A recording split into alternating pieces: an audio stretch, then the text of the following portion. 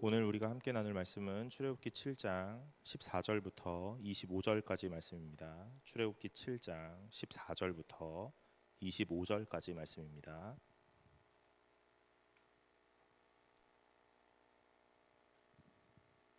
다 찾으신 줄로 알고 제가 한 절 여러분이 한 절 교독하도록 하겠습니다. 여호와께서 모세에게 이르시되 바로의 마음이 완강하여 백성 보내기를 거절하는도다.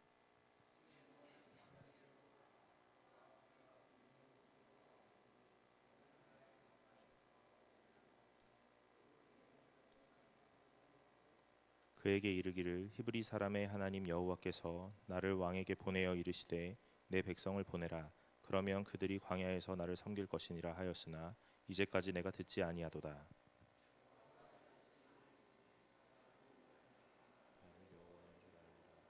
볼지어다 내가 내 손에 지팡이로 나일강을 치면 그것이 피로 변하고 나일강의 고기가 죽고 그 물에서는 악취가 나리니 애굽 사람들이 그 강물 마시기를 싫어하리라 하라.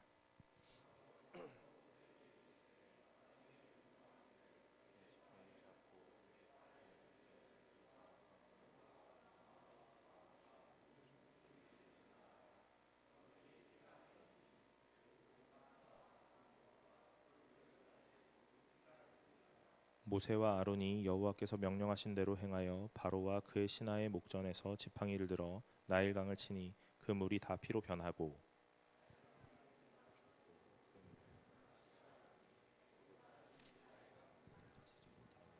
애굽 땅에 있는 피가 있으나 애굽 요술사들도 자기들의 요술로 그와 같이 행함으로 바로의 마음이 완악하여 그들의 말을 듣지 아니하니 여호와의 말씀과 같더라.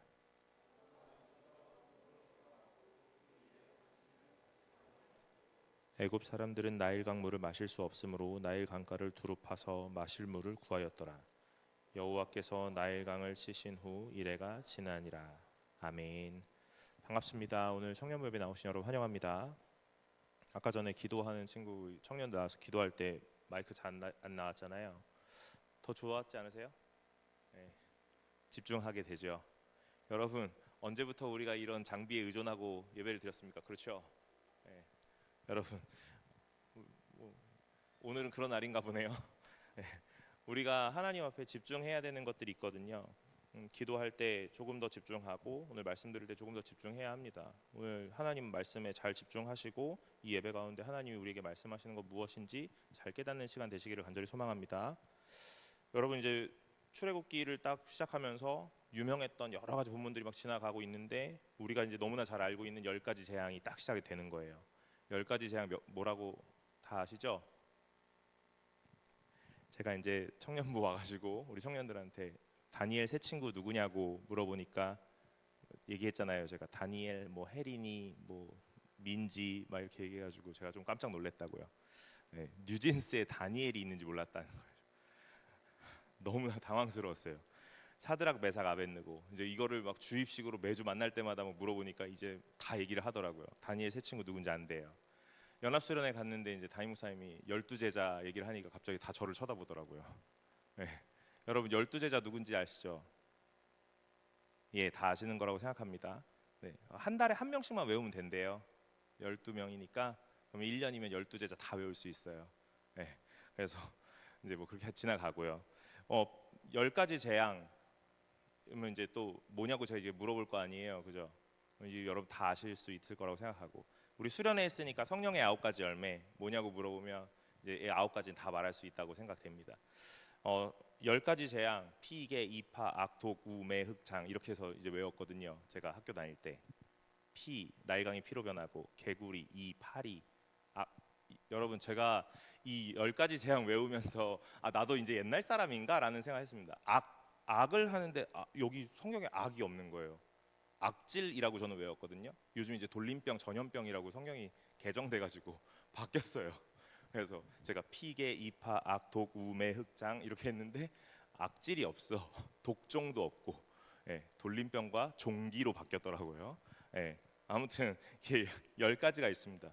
피, 개구리, 이, 파리, 돌림병, 종기, 우박, 메뚜기, 흑암, 장자의 죽음 이렇게 10가지의 재앙이 있어요. 이 10가지 재앙은요 단순하게 하나님께서 오늘 이 애굽을 심판하기 위하여 10개의 재앙을 뿌려놓는 것이 아니라 애굽에서 우상이라고 여겼던 것들에 대한 오늘 심판. 그래서 제가 지난번에 설교할 때 이런 얘기를 했던 것 같아요. 리더 모임에서 했나? 신과의 전쟁이라고 제가 늘 생각을 해왔어요. 애굽에서 섬기던 신, 그리고 하나님의 참신. 오늘 그 신과 신의 대결이다라고 생각했었는데, 제가 오늘 말씀 준비하면서 읽었던 책 중에 이렇게 표현하는 거예요. 신과 신의 대결이 아니라 신과 우상의 대결이다, 이렇게 표현해요. 단어 하나 사용을 다 바꿨는데 굉장히 딱 와닿더라고요. 맞습니다. 신은 하나님 한 분밖에 안 계시죠. 오늘 애굽에서 믿었던 많은 것들은요, 이방 잡신, 우상이라고 말하는 거예요. 오늘 그 우상에 대한 판결, 오늘 척결하시는 중입니다. 그래서 10가지의 재앙에 담겨 있는 여러 가지의 신들, 이 10가지가 넘는 신들이 있는데, 오늘 그 우상에 대한 것들을 하나님이 하나하나 타파하시면서 무력화하시고, 오늘 그 위에 누가 가장 위대한 신인가에 대한 것들을 보여주시는 게 이 애굽에서 보여줬던 10가지 재앙이에요.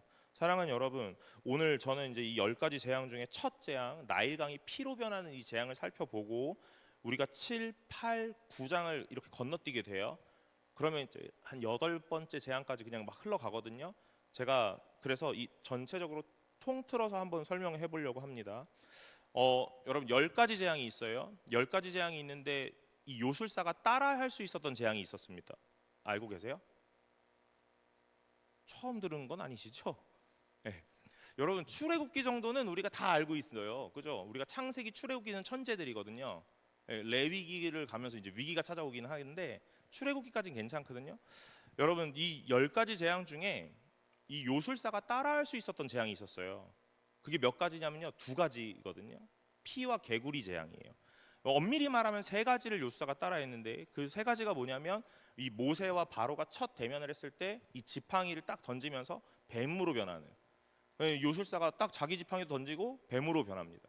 근데 이제 이 모세의 지팡이가 변했던 그 뱀이 요술사의 지팡이를 잡아 먹어버려요. 여러분, 해리포터 이야기가 아니에요. 성경 이야기라고요. 이렇게 처음 듣는 것처럼 그러시면 안 돼요. 그래서 이제 그렇게 요술사가 한번 따라하고, 그 다음에 이제 첫 재앙, 이 나일강이 피로 변하는 재앙, 요술사가 오늘 또 따라했습니다. 개구리가 이제 막 창궐하거든요. 이 개구리도 요술사들이 딱 따라해가지고 이렇게 불러 올립니다. 2가지 재앙까지는 요술사가 따라할 수 있었어요. 또 이 10가지 재앙 중에 첫 번째, 두 번째, 세 번째, 네 번째 재앙부터, 이 네 번째 재앙부터는요, 구역을 설정하시고 딱 그 지역을 구별하시거든요. 세 번째 재앙까지는 온 애굽 전역에 내려요. 네 번째 재앙부터는 고센 땅, 이스라엘 백성이 살아가고 있던 그 지역을 구별하고 그 지역에는 재앙이 내리지 않아요. 네. 그리고 10번째 재앙, 장자의 죽음에서는 이스라엘이 살던 지역을 구별하는 게 아니라 오늘 어떤 특정 행위를 했던 집을 구별하는 거예요. 그러니까 범위가 계속 좁아지고 있다는 것들 보여지시죠? 오늘 온 애굽에 내리던 재앙이 있었습니다. 그런데 어느 일정 시간 이후부터는 한 지역을 구분하고 거기는 안 내리고 나머지만 내려요.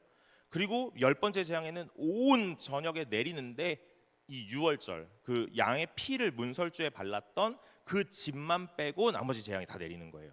그러니까 구별하고 있는 지역이 계속 점점 좁아지고 있다는 게 보여지시죠? 여러분, 10가지 재앙을 면밀히 다 살펴볼 수 없기 때문에 제가 이렇게 총괄적으로 좀 얘기를 하고 있으니까 오늘 말씀 들으시고 집에 가셔서 읽지 않으실 것 같지만 한번 읽어보시면 더 좋아요. 아셨죠? 나일강이 피로 변하는 재앙인데요, 이 나일강에 사는 나일강에 신이 있었다 그래요. 하피라는 신이에요. 그 하피 신이 이 생명과 풍요를 주관했다 그럽니다. 그러니까 오늘 이 바로가 아침에 나가서 이런 일들을 행하는 이유가 다른 이유가 아니에요. 오늘 15절에 보면, 아침에 너는 바로에게로 가라. 보라, 그가 물 있는 곳에서 나오리니 너는 나일강가에 서서 그를 맞으며 그 뱀되었던 지팡이를 손에 잡고, 그럽니다. 그러니까 바로가 아침에 나일강으로 가고 있다는 거예요. 나일강에 나와 있었다는 거죠. 왜 그랬을까요, 여러분? 어떤 제의적인 일을 하기 위함이죠. 아침에 일찍 나일강에 가서 이 바로가 했던 일은 뭐냐면, 아마 이 하피 신에게 이 애굽의 풍요 그리고 안전 이런 것들을 이렇게 구했던 것 같아요. 그런 일을 하기 위해서 이 바로가 나일강으로 딱 나오는 거예요. 여러분 기억나세요? 바로의 공주가 나일강에서 목욕을 했다 그랬잖아요. 이스라엘 리더 모임에서 이런 질문이 있었어요. 왕궁에 물이 안 나옵니까? 왜 굳이 나일 강가에 와가지고 목욕을 해요? 뭐 이렇게 물어봤었어요. 저도 생각 안 해봤는데 그런 생각을 해보다 보니까 제의적 요소였겠구나라는 것들이 생각이 돼요. 실제로 책을 찾아보니까 이 공주가 아이가 있었을 거다 없었을 거다의 두 가지로 나눠지는데 어쨌든 간에 오늘 생명을 구하는 일들을 그곳에서 했을 거라는 거예요. 저는 이 바로의 딸 이 공주가 아이가 없었을 거라고 생각하고 있습니다. 왜냐하면 아이를 구하기 위하여 나일강에 와서 이 하피신에게 나에게 생명을 주십시오 하는 이 제의적 요소들을 행하고 있는데 이 가을대 상자가 자기에게 떠내려온 거예요. 문을 딱 뚜껑 열어보니까 아이가 있었다는 거예요. 하피신이 나에게 준 선물이구나 라고 생각을 했을 거라고 생각합니다. 이런 것처럼요, 이 나일강에 나와서 제의적 요소를 행하고 있는 이 바로의 모습들이 보여져요. 오늘 계속 무엇을 하냐면 제의적 요소를 하고 있거든요. 여러분, 오늘 하나님과 이 우상의 차별점은요, 어디서 가장 크게 두드러지냐면 저는 이렇게 생각해요. 우상은 항상 달래야 되는 존재예요. 화나게 하면 안 되고, 오늘 이 우상이 분노하면 안 되는 거예요. 그래서 날마다 이 우상의 비위를 맞추어 줘야 되는 일들을 하는 겁니다. 바로가 이 애굽을 잘 다스리기 위해서 했어야 되는 일들은 뭐냐면요, 그 애굽 전역에 깔려 있는 모든 우상들의 비위를 맞춰주는 거예요.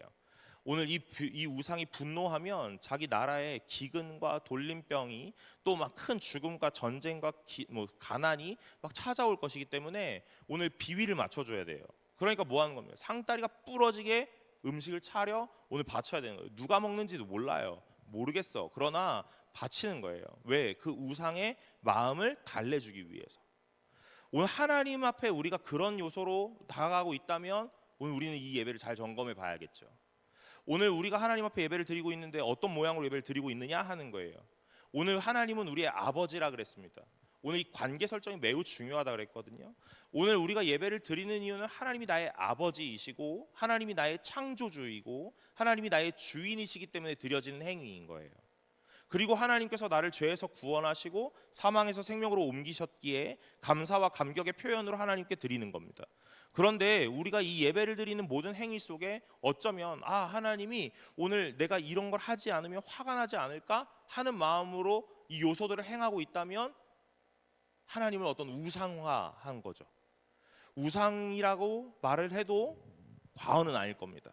여러분, 오늘 하나님 앞에 어떤 모양으로 예배를 드리는지 잘 점검해 보시기를 간절히 소망합니다. 오늘 이 바로가 아침부터 나가서 무슨 일을 하려고 딱 했는데 누구를 만나냐면 모세를 만나는 거예요. 여러분, 모세, 하나님 뭐라 그랬습니까? 내가 너를 바로 앞에 신과 같이 되게 해줄게 그랬잖아요. 그렇죠? 오늘 바로가 뭐 하러 나일강에 나갔어요? 우상이라는 어떤 한 존재 앞에 비위를 맞추고 제의적 요소를 하라고 나갔잖아요. 그런데 실제로 만난 사람 누굽니까? 모세 만나는 거예요. 자꾸 화가 나는 거예요. 바로가 자꾸 짜증이 나는 거예요. 이 녀석이 나랑 같이 있을 때는 되게 별로였는데 어디 나가서 한 40년 동안 지내고 난 다음에 자기 대변인도 데리고 다니고 이름도 모세래. 라 모세, 뭐 트트 모세 같은. 저 자식은 뭐야? 자꾸 막 기분이 나쁜 거예요. 그래서 오늘도 나일강 가서 내가 하피신에게 딱 제사를 지내고 오늘 저 신을 좀 달래줘야겠다. 오늘 내 마음에 참 이렇게 해야겠다 하고 딱 나갔는데 누굴 만나? 모세를 또 만나는 거예요. 나는 하피를 만나러 왔는데 모세를 만나네. 또 어떤 신과 같은 모양으로 이 타이밍을 만들어내고 계시죠. 하나님이 계속 이 모세를 향하여 어떻게 하시냐면요, 신과 같은 모양으로 올라설 수 있도록 계속 작업을 하고 계시는 중이세요. 누구 앞에요? 바로 앞에요. 오늘 바로는 애굽에서 신과 같은 신적 존재였거든요. 그런데 이 신적 존재라는 사람이 눈에 보이지도 않는 어떤 한 이 우상을 달래기 위하여 열심히 노력을 하고 있단 말이에요. 그런데 그 눈앞에 누가 나타나냐면 자꾸 모세가 나타나는 거예요. 자기가 어떤 제의적 뭔가를 해야 될 때 모세가 나타납니다. 자꾸 맥이 빠지는 거예요. 여러분, 하나님께서 오늘 우리를 세워가시는 모양은 바로 이런 거예요. 무언가를 우리가 의도했습니까? 아니요, 그렇지 않아요. 우리가 무언가를 막 계획했습니까? 그렇지 않습니다. 하나님이 그 인생을 선택하고 하나님이 그 인생을 계속 뭐라고 하시냐면 가라 명하시는 거예요. 그 인생에게 이렇게 하라 명하십니다. 오늘 모세는 그 말씀에 충실하고 충성스럽게 따라가고 있는 중이에요. 어쩌면 이 내용을 잘 이해하지 못했을 수도 있어요. 아, 내가 과연 이 애굽 백성 속에서 이스라엘 사람들을 건져낸다? 그게 과연 가능할까? 어떻게 할 수 있을까? 과연 내가 그 정도의 능력이 있나? 잘 이해되지 않을 수도 있고 아직 잘 가늠이 되지 않을 수도 있죠. 그러나 하나님이 하라고 명하시니까 어떻게 하냐면 계속 한 걸음 한 걸음씩 내어딛는 거예요. 여러분, 우리는 내 인생을 한 치 앞도 내다보지 못하는 인생입니다. 오늘 내가 한 걸음을 내어딛는 것에 오늘 충성하는 사람들이지, 오늘 우리가 몇 년 앞을 내다본다? 그렇게 불가능하죠. 그러나 하나님께서 가능하시다 말이잖아요.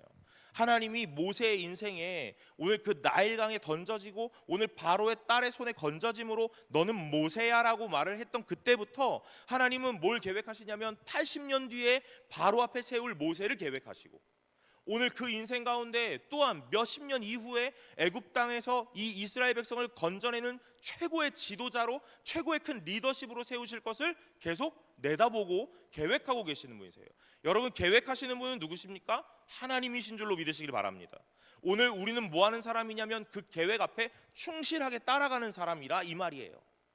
사랑하는 여러분, 오늘 우리가 해야 되는 건 무엇이냐면 하나님의 말씀 앞에 오늘 겸손하게 그 말씀을 붙잡고 오늘 순종하며 한 걸음 한 걸음 내어딛는 자들인 줄로 믿으시기를 간절히 소망합니다. 오늘 이 신과 우상의 싸움에서 저는 이 두 가지를 좀 설명하고 싶어요. 그게 뭐냐면요, 첫 번째는 이 요술사가 왜 두 가지 재앙은 따라할 수 있었을까에 대한 부분이에요.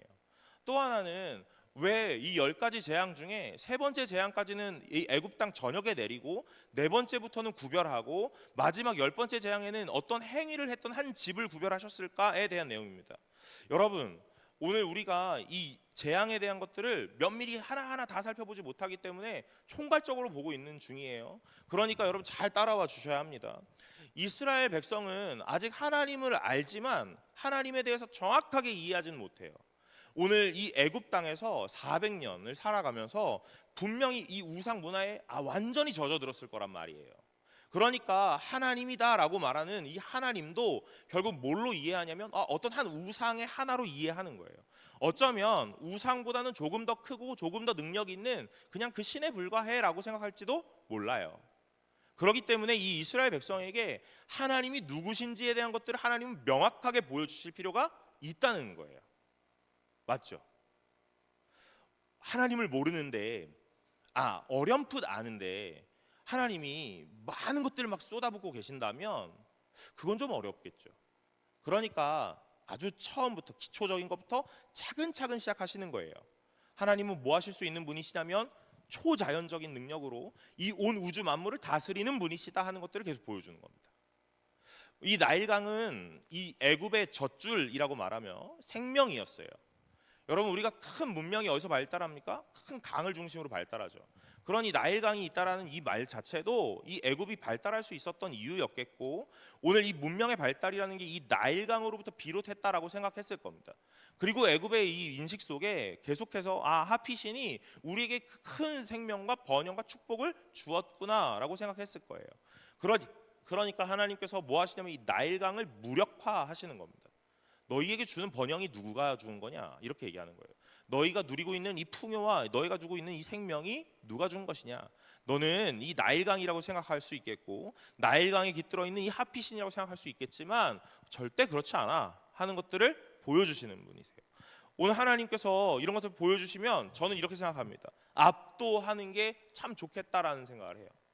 처음부터 숨모시게 막 몰아붙여가지고 오늘 저 벽에다가 딱 갖다 받아서 뭐 해야 돼요?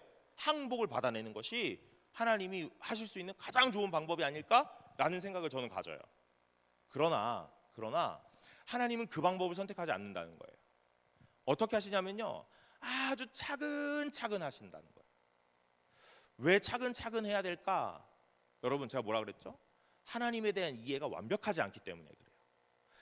혹시나 이스라엘 백성 앞에서도 이 하나님의 몰아치심이라는 게 어쩌면 이 이스라엘 백성이 뭐라고 이해하냐면 이 포악한 어떤 우상과 하나님이 너무 비슷하구나라고 느낄까 봐, 우상과 동일화되고 동일시되면 하나님이 이 이스라엘 백성에게 보여주고 싶었던 하나님의 모습이 조금 왜곡되고 달라질까 봐 그래서 하나님은 차근차근 하시는 거예요. 그 차근차근의 한 대목이 무엇이냐면요, 요술사가 따라한다 이 말입니다. 여러분, 요술사가 따라한대요. 리더 모임에서 왜 어떻게 따라했냐고 물어보더라고요. 모르죠. 몰라요. 뭐 어떻게 성경을 읽으면서 이 요술사는 어떻게 따라했을까라는 거를 한 번도 생각해 보지 않았어요. 제가 청년들과 만나고 말씀을 준비하면서 내가 이렇게 단순하고 생각이 정말 1차원적이구나 하는 생각을 정말 많이 해봅니다. 한 번도 그런 거 고민 안 해봤는데 리더들은 그런 걸 물어요. 어떻게 따라했니요? 여러분 어떻게 따라했을 것 같으세요? 주술을 막 했을까요? 모르겠어요. 그런데 문제는 뭐냐면 따라했다는 거예요. 물을 피로 바꿨다는 거예요. 어떻게 해요? 몰라요. 근데 그건 중요하지 않아. 왜 그런 줄 아세요? 나와 있지 않잖아. 나일강을 피로 바꾸고 개구리를 불러 올려요. 요술사도 똑같이 합니다. 그런데 여러분, 그 이후의 것들은 하지 못했다. 여기서 중요한 게 아니고요. 오늘 이 다음 걸 하지 못했다는 게 중요해요. 그게 뭔지 아세요? 일은 시작했는데 수습을 못해요. 이 요술사들은 일을 시작하긴 합니다. 일을 벌리긴 해요. 수습을 못하는 거예요. 불러 올려. 그런데 그 다음에 해결이 안 됩니다. 물을 피로 바꿨는데 해결이 안 되는 거예요. 여러분, 하나님은 오늘 이 물을 피로 바꾸신 다음 이후에도 해결을 하십니다. 개구리를 불러 올린 다음에도 해결을 하세요. 오늘 인간의 한계라는 것이 무엇인지를 정확하게 보여주고 싶었던 하나님의 의도가 아니었을까 싶어요. 요술사들이 따라하면서 봐라, 나도 했잖아, 나도 하니까 되잖아 라는 이야기들을 얼마나 많이 했을까요? 그럴 때 우리의 마음은 어떠냐는 거예요. 높아지죠. 여러분, 사람이 하나님 앞에 섰을 때 가져야 되는 것들은 무엇이냐면 낮아짐과 겸손함이거든요. 그런데 오늘 잘못된 사람들이, 건강하지 못한 사람이 하나님 앞에 서면 어떻게 되냐면 높아짐과 교만함이라는 것이 자꾸 마음에 올라온다 이 말이에요. 그것은 어디로부터 나오냐면요, 나도 할 수 있다라는 것으로 나오는 거예요. 여러분, 아까 전에 우리 기도했던 청년이 승동 청년부에 좋은 바람이 분대요. 이 바람은 어디서 왔습니까? 동쪽에서 왔죠. 웃을 줄 알았거든. 여러분, 이 바람이 어디서 왔냐? 하나님으로부터 왔죠. 누구로부터 왔냐가 아닙니다. 하나님으로부터 왔습니다. 어떻게 왔냐? 모릅니다. 하나님이 하시는 일이기 때문에 그래요. 오늘 우리는 이 모습을 보면서 혹여라도 우리가 무엇 때문에 이런 생각을 한다면 오늘 우리는 이 생각을 잠깐 내려놓아야 할 것이에요. 오늘 하나님께서 우리에게 이런 시간을 허락하시는 겁니다. 이 시간을 주시면서 하나님은 우리에게 말씀하시는 건 무엇이냐면요, 안 된다고 말했냐? 오늘 하나님이 일하시면 된다 하는 것들을 보여주시는 거예요. 너희의 마음에 오늘 이 정도면 괜찮다고 생각했었느냐? 오늘 하나님은 그걸 뛰어넘기를 원한다고 말씀하시는 중이세요. 여러분, 오늘 하나님께서 우리에게 하고자 하시는 이야기는 뭐냐면요, 따라할 수 있느냐 없느냐, 너의 능력이 어떠냐 아니냐의 문제를 계속 우리에게 보여주고 오늘 그걸로 좌지우지 될 것이다 얘기하시는 게 아니라 오늘 하나님 앞에서 할 수 없음이라는 걸 계속 인정하라 이 말이에요. 요술사는 따라했던 것이 독이 되었을 겁니다. 그리고 그것이 누구에게도 독이 돼요? 바로에게도 독이 될 거예요. 안 했으면 괜찮았을 거야. 못했으면 괜찮았을 거야. 그런데 문제는 뭐냐면 했다는 거예요. 여러분, 수습은 못하지만 일은 벌렸다는 거예요. 오늘 그것이 그들에게 독이 됐다는 이야기입니다. 신앙은 어쩌면 참으로 무기력하고 참으로 무능하게, 그래서 참된 능동태가 아니라 완전한 수동태로 끌려가는 게 진짜 신앙인 것 같아요. 여러분의 인생은 어떻습니까? 이런 얘기를 청년부에서 하니까 오해가 없겠다라고 저는 분명히 생각을 해요. 뭐 아무것도 하지 마, 공부도 안 해도 돼, 뭐 이런 얘기가 아니에요. 무슨 얘기인지 아시죠? 이제 중등부에선 이런 설교를 못 하겠지. 그럼 이제 집에 가서 다 말한다고. 엄마, 목사님이 완벽한 수동태로 끌려가야 된대. 그래서 난 오늘 가만히 있어 보려고. 이러면 큰일 난다고요. 청년부는 그 정도는 아닐 거라고 생각합니다. 아까 전에도 얘기했지만 사람은 자기가 계획하는 사람이 아니에요. 따라가는 사람이지. 계획은 하나님이 하시는 분이십니다. 오늘 이 이스라엘의 이 구원을 위하여 하나님이 보여주시는 건 무엇이냐면요, 오늘 어떤 한 재앙이, 그래서 이 재앙 위에 하나님이 군림하고 하나님이 위대하심을 나타내고 계시는 것, 또한 요술사들의 따라함이라는 것이 하나님도 결국엔 이 정도인가라는 것들을 우리에게 보여주시는 게 아니라, 오늘 이 요술사의 따라함이 결국엔 독이 되고 최악으로 치닫는 결과물이 되어져 가고 있다라는 걸 오늘 보여주시는 거예요.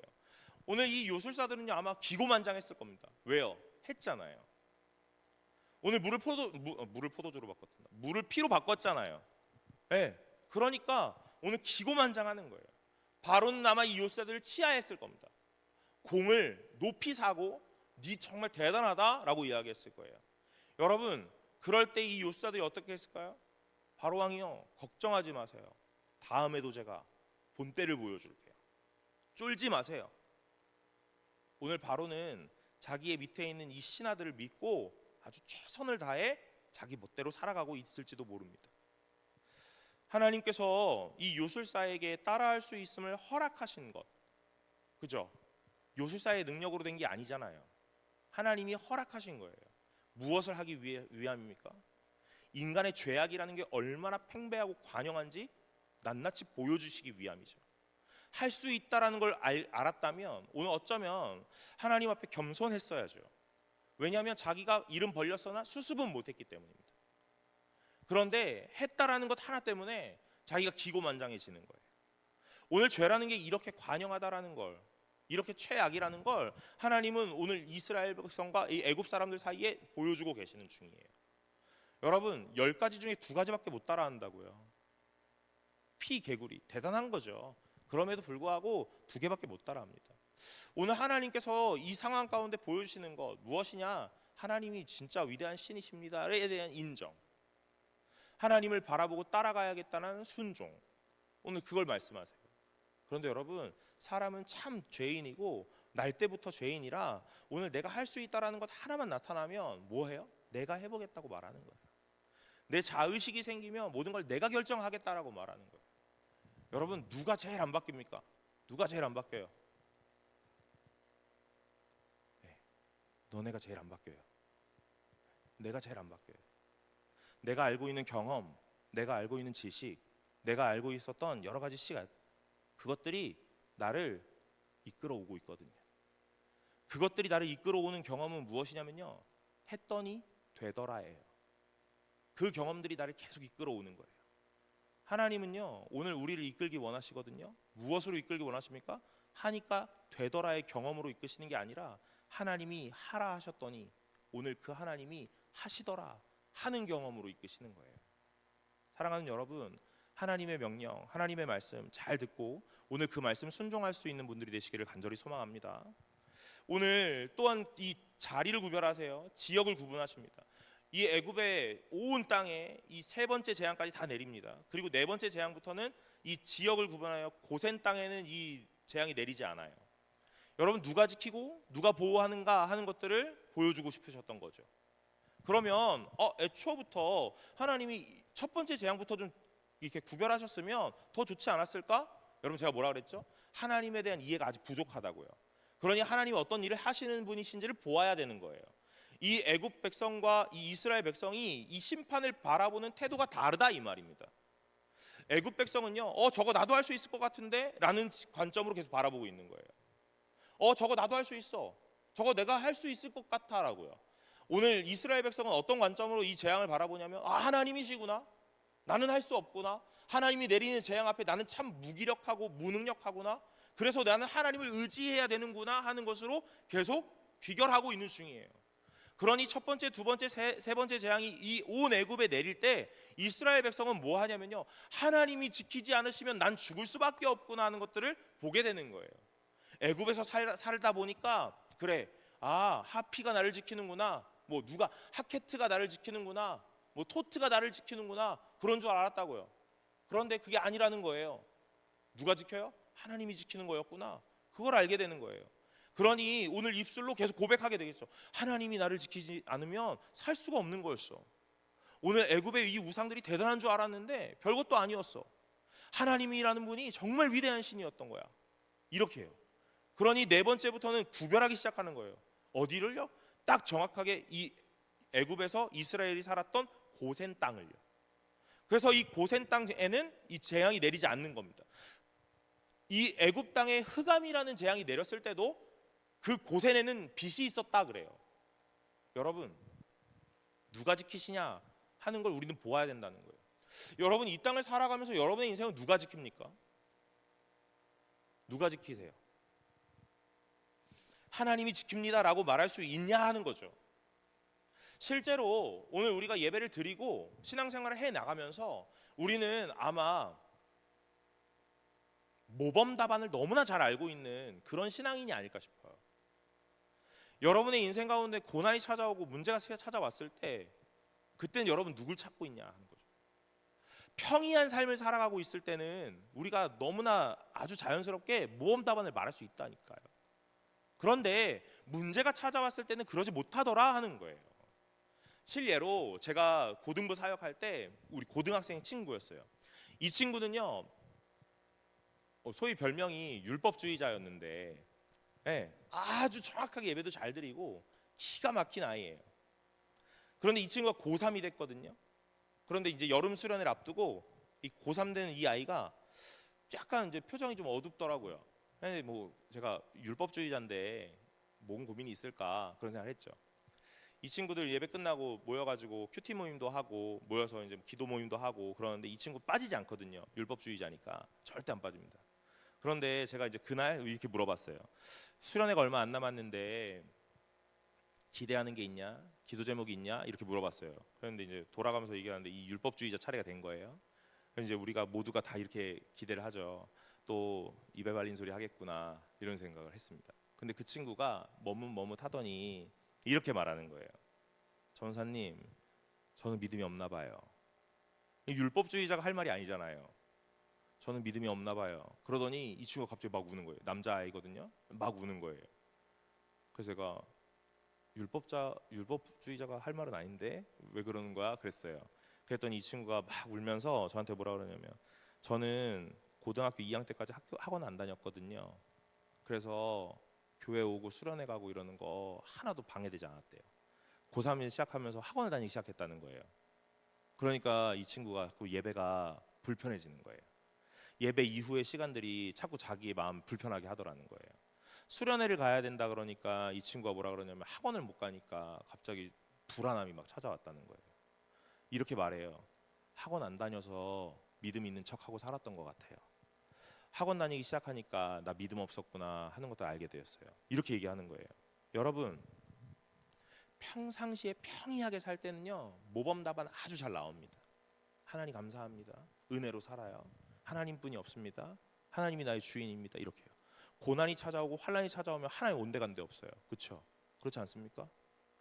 여러분, 하나님 앞에 매달려 보신 적 있으세요? 있지, 당연히 있죠. 그러나 오늘 하나님이 우리에게 말씀하시는 건 무엇이냐면요, 오늘 온데간데 없는 이 하나님 앞에서 너는 이렇게 우왕좌왕하며 살지 말고 오늘 날마다 하나님을 바라보라 하는 것들을 계속 말씀하고 계시는 거예요. 여러분, 이 땅 가운데 살아가는데 오늘 우리는 너무 모범 답안을 잘 알고 있다는 거죠. 하나님이 지키십니다 이런 거예요. 그런데 나일강이 피로 변하고 먹을 물이 없어졌어요. 개구리가 창궐하고 이제 막 이가 생겨나기 시작해요. 파리가 막 날아다니기 시작합니다. 여러분, 이런 여러 가지 환경의 최악의 조건 속에 오늘 이 하나님께서 원하시는 건 무엇이냐면요, 우리를 지키시는 분은 하나님이세요 이거예요. 내가 가지고 있는 건강과 스펙이 아니고, 내가 가지고 있는 여러 인맥이 아니고, 내가 가지고 있는 백그라운드가 아니라 오늘 하나님이 나를 지키십니다 입니다. 사랑하는 여러분, 여러분을 지키시는 분은 하나님이신 줄로 믿으시기를 간절히 소망합니다. 오늘 이 땅 가운데 우리가 믿음을 가지고 살아가는 청년으로 살아갈 때 오늘 우리가 왜 힘이 없다고 늘 느끼냐? 여러분, 평이할 때만 고백하는 모범 답안의 신앙을 가지고 있기 때문이 아닐까 생각을 해요. 여러분, 진짜 문제를 만나셨을 때 여러분 어떻게 하셔야 되냐면 하나님 앞에 매달리셔야 합니다. 오해하시면 안 돼요. 또 다른 거 하지 말고 하나님 앞에 나와서 주구장창 기도만 해라 이런 얘기가 아닙니다. 또 그렇게 오해하시지 않을 거죠. 여러분, 우리가 이 땅을 살아가는데 왜 교회가 힘이 없고 왜 신앙인이 힘이 없다라고 말하는가? 왜 사람들은 신앙인에 대해서 오늘 그렇게 우리를 이렇게 치부하고 평가절하하는가? 여러분, 우리가 항상 하나님을 말하지만 고난과 환난을 만났을 때는요, 믿지 않는 자들과 너무 똑같은 생활을 하고 있다 이 말이에요. 오늘 내 인생에서 어떤 절체절명의 순간에 선택의 기로에 놓였을 때 우리는 하나님을 선택할 수 있냐는 말이에요. 있습니까? 제가 주일학교 사역을 오래 하다 보니까 부모님을 많이 만나죠. 부모님 많이 만나는데 이 청년부에 올라오는 이 부모님, 아이가 청년에 올라왔는데 이 부모님들은요, 저한테 항상 뭐라고 하시냐면 이런 얘기를 하세요. 우리 아이는 초등학교 때까지는 교회를 잘 나왔다는 거예요. 중고등학교 때까지도 교회를 빠지지 않았다는 거예요. 그런데 청년 되고 나니까 교회 안 나온다는 거예요. 군대 갔다 오니까 하나님 모르는 애처럼 그렇게 산다는 거예요. 저보고 어떻게 해달라고 얘기합니다. 여러분, 그 우리의 문제가 아니에요. 그 가정 안의 선택의 문제입니다. 이 아이가 어려서부터 선택하는 과정에서 뭐라고 배워요? 이걸 먼저 선택해 배우는 거예요. 공부를 먼저 선택해 배우는 겁니다. 오늘 이거 하고 교회 가도 돼 라는 걸 배워요. 여러분, 오늘 그 아주 작은 선택의 타협이 오늘 결국에 우리의 신앙을 송두리째 바꿔놓는 일이 됩니다. 오늘 여러분들의 선택의 기로에 무엇을 선택하고 계십니까? 하나님 선택할 용기가 있습니까? 오늘 무언가 하나를 포기해야 된다는 이 포기가 가능하겠냐 이 말이에요. 목사님은 목사니까 그런 얘기 할 수 있잖아요. 여러분, 저에게도 선택의 기로가 정말 많아요. 그때마다 하나님을 선택하는 일을 계속 하려고 합니다. 손해보는 것도 많고 오늘 내가 멈춰 서 있는 것 같은 경우도 너무나 많아요. 그러나 세상에서 말하는 성공주의와 어떤 승리에 대한 것들로 오늘 우리가 점철되어서 그것들을 계속 선택하는 것이 아니라 하나님이 기뻐하시는 선택이 무엇일까를 날마다 고민하고 하나님 앞에 묻는 훈련을 해야 된다 이 말이에요. 여러분, 오늘 이 고센 땅을 구별하시는 이유는 하나님이 그걸 알게 하고자 하는 거죠. 이스라엘 백성들아, 오늘 내가 너희를 선택했거든. 그럼 너희는 누구를 선택해야 되냐면 너희도 나를 선택해야 해. 오늘 내가 너희를 지키고 내가 너희를 잘 보호해 줄 거거든. 그러니까 오늘 너희는 나를 선택해야 해. 여러분, 마지막 10번째 재앙에서 이 문설주에 피를 바르는 집만 이 죽음이라는 것이 넘어가게 됩니다. 그게 6월절이잖아요. 여러분, 이스라엘 백성 중에도 믿지 않는 사람들은 문설주에 피 안 바릅니다. 애굽 사람 중에도 오늘 그걸 믿어보는 사람은 피를 바르는 거예요. 바르면 넘어가고 바르지 않으면 안 넘어가는 겁니다. 사랑하는 여러분, 어쩌면 고센 땅이라는 이 지역 안에 살고 있으니 날마다 안전을 누려요. 그래서 우리는 믿음이 있나 보다, 나는 하나님의 보호함을 받고 있는 하나님의 선택된 자녀인가 보다 라고 생각할지도 몰라요. 그러나 절체절명의 마지막 순간에는요, 하나님이 한 사람 한 사람 찾아가셔서 뭐 하시냐면요, 오늘 너희에게 뭐라고 얘기하세요? 너희의 인생에 피를 바를 것이냐 말 것이냐를 결정하라고 하시는 거예요. 여러분, 고센 땅에 머물러 있으면 신앙이 있는 나도 신앙이 없는 나도 다 신앙 있는 것처럼 보여집니다. 왜요? 하나님이 그 지역을 통째로 지키기 때문에 그런 거예요. 그런데 오늘 10번째 재앙의 이 장자의 죽음에는 오늘 한 사람 한 사람의 집에 오늘 그 일들을 하라 말하시거든요. 믿음이 있다면 할 것이고 믿음이 없다면 안 할 거죠. 합리를 따진다면, 효율을 따진다면 안 하는 게 맞을 거예요. 오늘 과연 이거 한다고 넘어갈까? 여러분, 지금까지 고센 땅을 지켰던 하나님이니까 이거 안 해도 아마 지켜줄지도 몰라 라는 이 안일한 태도가 오늘 우리의 신앙을 바꿔놓는다고요. 여러분, 어디에 있습니까? 오늘 이 10가지 재앙들이 오늘 우리에게 말하고 있는 이유는, 말하고 있는 여러 가지 요소들은 바로 이런 거예요. 여러분, 요술사처럼 많은 것들을 따라하고 계시지 않으세요?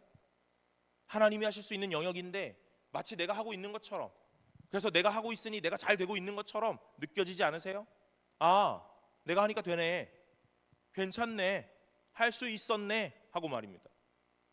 여러분, 고센 땅에 거하시니 안전하세요? 여러분, 6월절 때는 어떠시겠어요?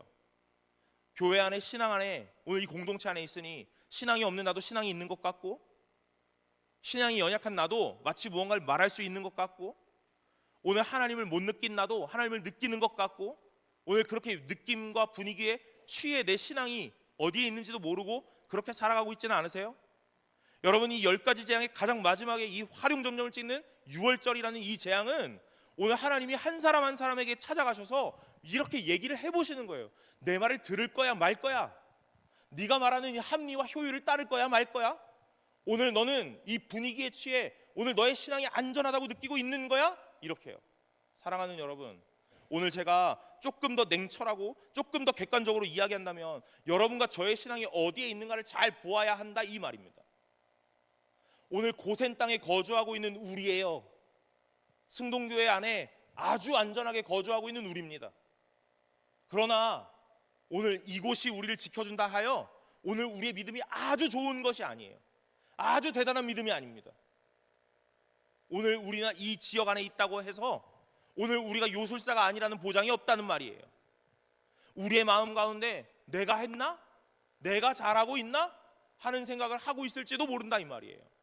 사랑하는 여러분, 오늘 하나님께서 우리에게 말씀하시는 건 다른 게 아닙니다. 내려놓아라, 겸손해지라, 하나님을 인정하고 주를 신뢰하라 이 말이에요. 무엇을 신뢰하시겠습니까? 하나님이 우리를 지키시는 것을요? 아니요, 하나님을 신뢰하시는 거예요. 무엇을 믿으시겠어요? 하나님이 우리를 지키시고 우리를 보호하시고 우리의 모든 인생을 계획하고 계신다는 걸 믿으시겠어요? 아니요, 하나님을 믿으시는 거예요. 여러분, 믿음이라는 것이 아주 중요한데 그 믿음이라는 것이 조금 잘못되면 그 끝은 결국 다 달라진다 이 말이에요. 하나님이 무엇을 하셨습니다를 아는 것도 중요하지만 하나님을 아는 것이 더 중요합니다. 하나님이 무엇을 하실 거라는 걸 믿는 것도 중요하지만 그 하실 하나님을 믿는 것이 더욱 중요합니다. 청년 여러분, 하나님 믿으시는 분들이 되시기를 간절히 소망합니다. 모세가 하나님 앞에서 이해되지 않아요. 이 상황들이 이해되지 않는다고요. 그런데 이 모세가 하나님을 믿는 거예요. 하나님을 믿으니 하나님이 하시는 말씀을 계속 따라가는 거예요. 제가 이런 얘기를 참 많이 합니다. 여러분과 제가 신뢰가 잘 쌓여 있고 관계가 참 좋다면요, 여러분 제가 되게 이상한 말 하더라도요, 여러분들은 저를 믿어줄 겁니다. 왜 그런 거죠? 여러분이 저를 잘 알기 때문에 그런 거예요. 저 사람은 그런 사람인 거야, 저 사람은 괜찮은 사람인 거야 하고 저에 대한 신뢰가 있기 때문인 거예요. 그래서 제가 조금 다른 말을 하더라도, 조금 이상한 행동을 하더라도 여러분들 저를 잘 품어줄 수 있어요. 무엇 때문에요? 저에 대한 신뢰 때문에. 믿음이 이런 거예요. 여러분, 우리가 하나님을 어떻게 신뢰하느냐? 하나님을 신뢰하는 거예요. 하나님은 이런 것도 하시고 저런 것도 하실 수 있는 분이라 믿을 수 있어가 아닙니다. 오늘 믿음이 내용이 되면 안 되고 대상이 되어야 되는 것 같아요. 오늘 이스라엘 백성에게 하나님이 나타나셔서 하나님에 대해 알게 하세요. 하나님을 보여주세요. 그래서 하나님을 믿게 하세요. 이제 광야로 나가면 더 많은 것들을 보여주실 거예요. 하나님에 대해서 더 깊이요. 사랑하는 여러분, 오늘 여러분들의 인생 가운데 하나님을 믿는 것이 먼저 이게 되기를 간절히 소망합니다. 그리고 그 하나님을 믿음과 동시에 또한 여러 가지가 여러분들에게 찾아갈 겁니다. 여러분, 제가 구원의 서정에 대한 이야기를 할 때 단계별로 일어나니 하나하나 차근차근 레벨업을 하는 것이 아니라고 했잖아요.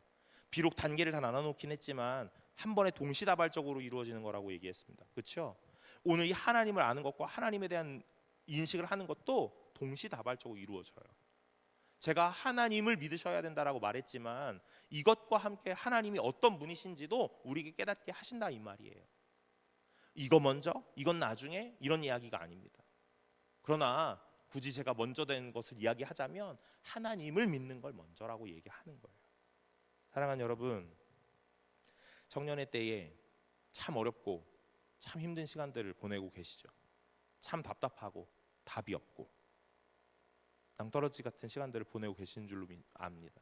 그러나 오늘 우리가 해야 될 것은 다른 것 아니라 우리를 위하여 많은 것들을 예비하신 하나님을 믿으셔야 합니다. 오늘 그 하나님을 믿고 하나님을 순종하는 것이 하나님이 우리에게 원하시는 가장 아름다운 신앙의 모습이에요. 사랑하는 여러분, 오늘 그 하나님을 믿으실 수 있기를 간절히 소망합니다. 모세가 하나님에 대하여 이해할 수 없을 그때에 모세는요 계속적으로 하나님께 물어요. 하나님, 바로는 또 말을 듣지 않는데요. 하나님, 내가 정말 할 수 있는 일이 맞습니까? 이렇게 해요. 이해되지 않을 때 여러분 어디로 가셔야 합니까? 하나님께로 가셔야 합니다. 이해되지 않을 때 여러분의 인생을 너무 막막하고 답이 없을 그때에 하나님께로 가셔야 돼요. 오늘 그 답답함을 가지고 하나님께 기도하셔야 됩니다. 사랑하는 여러분, 매 순간 하나님 앞에 온전히 나아가시는 저와 여러분들 되시기를 간절히 소망합니다. 우리 찬양 하나 하고 기도하려고 하는데요. 전능하신 나의 주 하나님, 우리 함께 찬양하고 기도하도록 하겠습니다. 오늘 우리 하나님이 전능하시다라고 말해요. 오늘 이것이 그냥 노래와 내 고백으로 끝나는 것이 아니라 삶이 될 수 있기를 간절히 바랍니다. 오늘 우리가 날마다 모범 답안 너무나 잘 알고 있죠. 그러나 이제 그 모범 답안을 현실 앞에서 해낼 수 있어야 한다 이 말이에요. 정말로 하나님이 전능하십니까? 능치 못하심이 없으십니까? 오늘 그걸 믿을 수 있는, 그래서 진정으로 노래할 수 있는 분들 되시기를 간절히 소망합니다.